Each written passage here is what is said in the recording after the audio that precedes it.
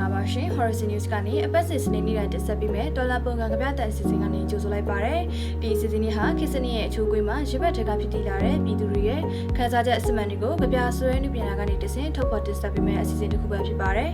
ကျမတို့ဒီဌာနကိုပြပို့လာကြတဲ့ကြပြတွေကနေဒီတစ်ပတ်အတွက်အကောင်းဆုံးရွေးချယ်ခံရတဲ့ကြပြတစ်ပုဒ်ကို British Tutor ကိုရှောင်း Alex ကဖတ်ကြားတင်ဆက်ပေးတော့မှာပါ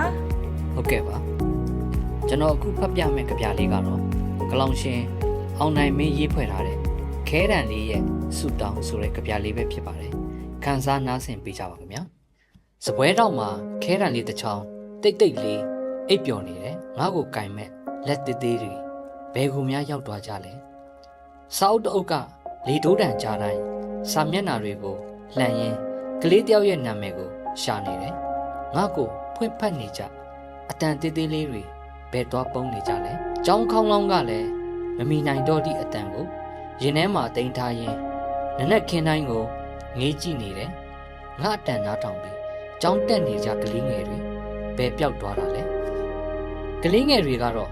လမ်းတစ်လျှောက်မှာအိမ်ပြန်လန်းကိုရှာသလိုအိမ်မက်ကိုလည်းရှာနေကြတယ်သူတို့ရဲ့အိတ်ကလေးထဲမှာစာအုပ်ရှိချင်မှရှိမယ်ဒါပေမဲ့တင်ယူခြင်းနဲ့နှလုံးသားကိုတော့ဘယ်သူမှမယူသွားနိုင်ခဲ့ဘူး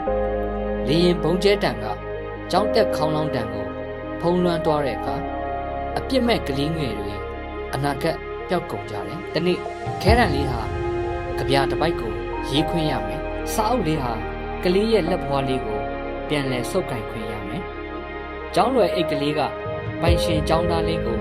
ပြန်လည်ပွေဖက်ခွင့်ရမယ်။ကျောင်းတက်ခေါင်းလောင်းတံကလည်းကြောက်ရွံ့ခြင်းကိုမဟုတ်ပဲပညာအလင်းကိုနိုးစော်ရင်တနိုင်ငံလုံးအနှံ့ပြန်မြည်လာမယ်။အဲ့ဒီနေ့အထိခဲတံလေးကဆူတောင်းနေဦးမယ်။စာအုပ်လေးကစောင့်နေဦးမယ်။ကလေးတွေရဲ့အိမ်မက်တွေကလည်းယုံကြည်ချက်အပြည့်နဲ့အနာဂတ်ကိုဆက်ရေးနေဦးမယ်။ဒီကြပြလေးကတော့စစ်ပွဲကြောင့်စာမတင်ကြရတဲ့ကလေးငယ်များအတွက်